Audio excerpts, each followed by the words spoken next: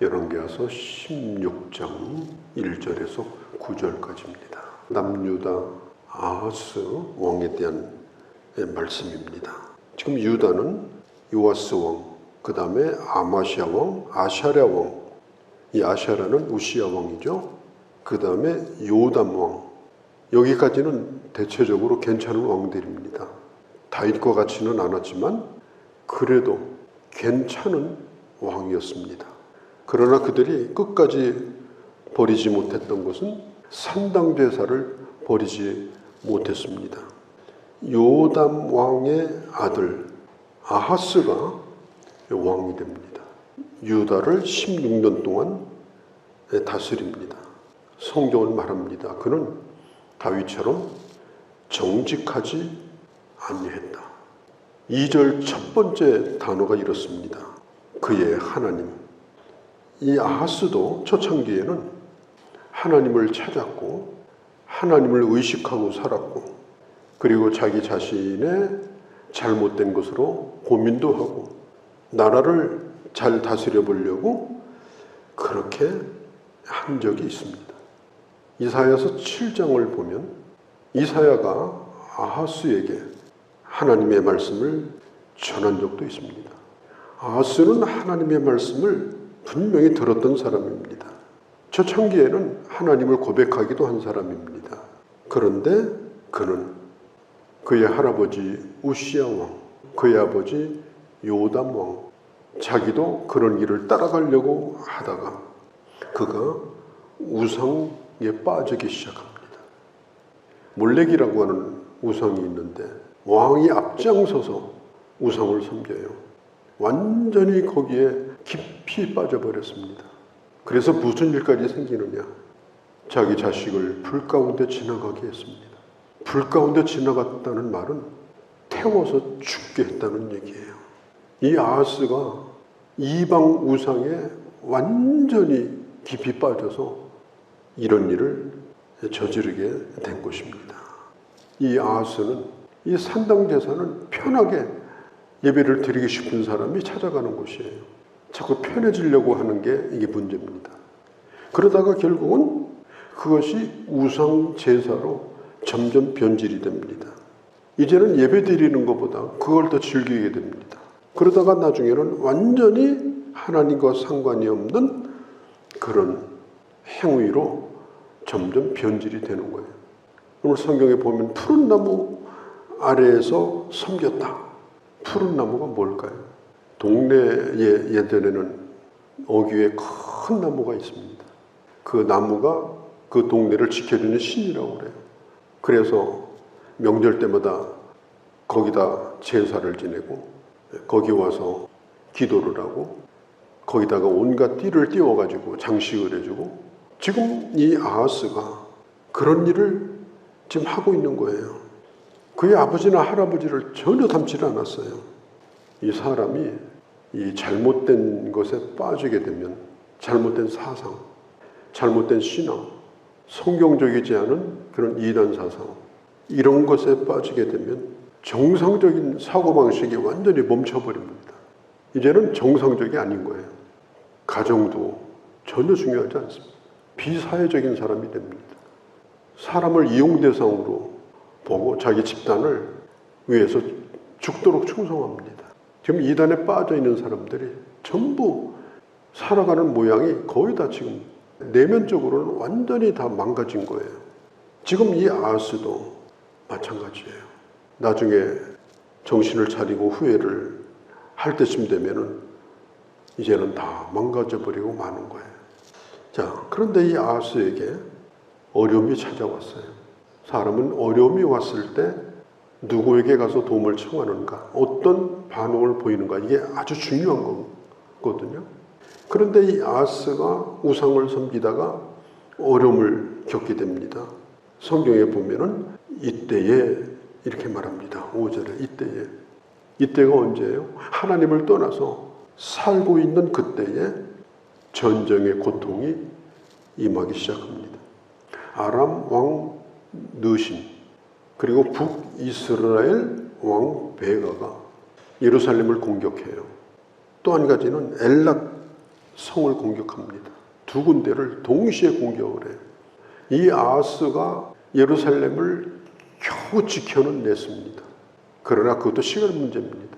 엘랏 성을 뺏겨버리고 거기 있는 유대 백성들을 다 몰아내고 그리고 그 성을 차지하는 이런 일이 생기게 됐습니다. 유다 백성들이 두려움에 빠집니다.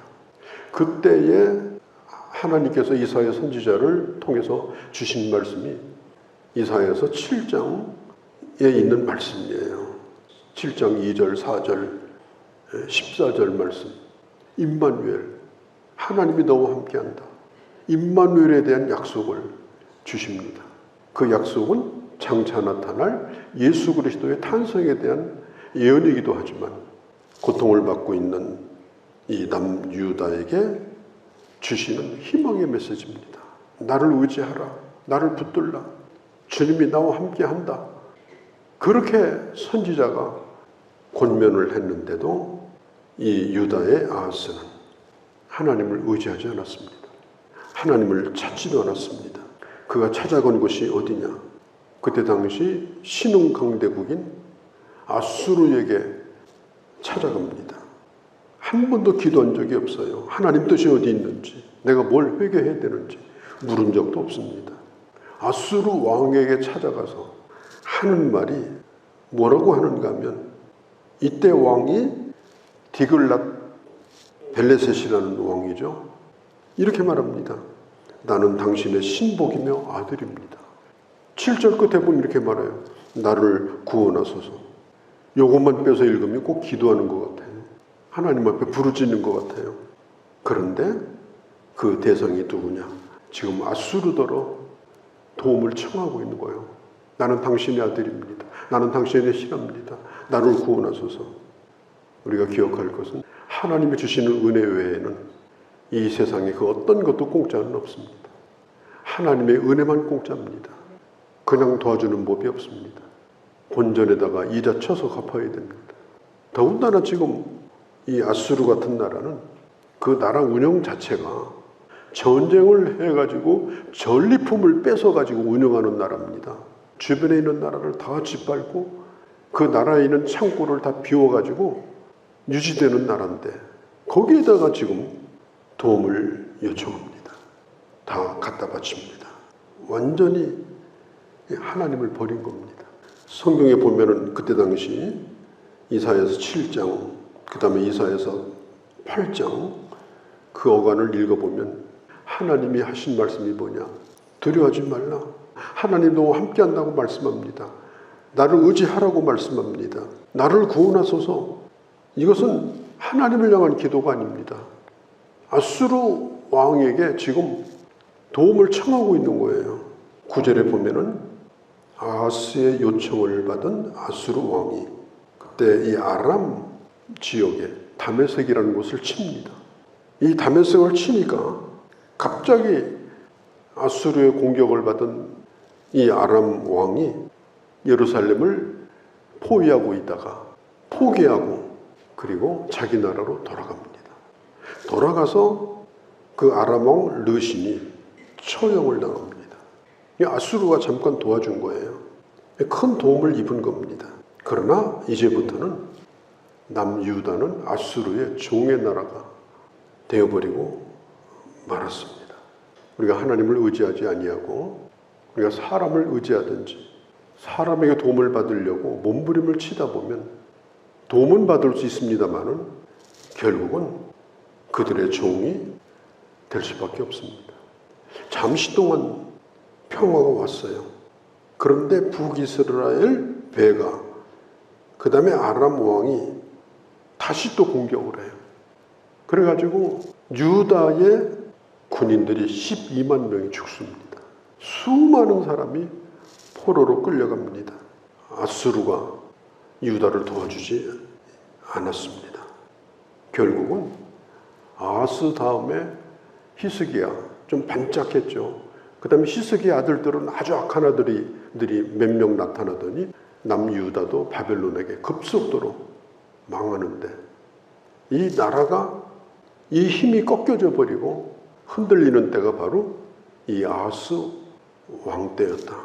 자, 하나님을 의지하지 아니하고 사람의 도움을 청하고 우상에 빠졌던 그 결과는 이렇게 비참한 결과로 끝이 나고 만 것입니다.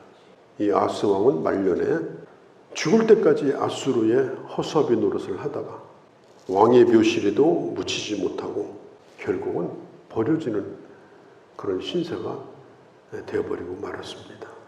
내가 힘들고 어려울 때 나는 누구를 찾는가? 이건 굉장히 중요한 일입니다. 나는 누구에게 도움을 청하는가? 하다 안 되면 기도하는 것이 아니라 정말 하나님의 도움을 진심으로 구하며 처음부터 주님을 붙잡았는가? 아니면 하다 안 되니까 또 기도나 좀 해봐야 되는가 싶어가지고 그건 좀 이미 늦었는지도 몰라요. 이 아하스의 모습을 보면서 하나님께서 이사야 선지자를 통해서 하신 말씀을 마음에 새기고 그가 주님을 붙들어 때리면 얼마나 좋았을까. 그런 아쉬움도 가져보고 우리도 또한 그런 어리석은 길을 가지 아니하고 우리 주님을 온전히 따라감으로 하나님의 도움 속에서 형통한 길로 나아가는 그런 귀한 주의 자녀들이 되어주시기를 바랍니다. 거룩하신 우리 아버지, 그의 아버지 요담, 그의 할아버지 우시아의 그 아름다운 신앙을 버리고 심지어 자기 자식을 불 가운데 던지는 우상 숭배에 깊이 빠지던 그가 하나님을 버린 결과가 수십만 명의 백성들을 죽음으로 몰아넣고 나라도 결국은 패망으로 끌고 가는 이런 결과를 가져오고 말았습니다. 아버지, 주의 말씀을 들을 때에 저희들 정신을 차리게 하시고 그리고 붙들 바를 분명히 붙들게 하시고 귀히 여길 바를 귀히 여기며 우리 하나님을 존귀 여기며 믿음으로 살아가는 그런 저희가 되게 하여 주시옵소서. 주 예수님의 이름으로 기도하옵나이다. 아멘.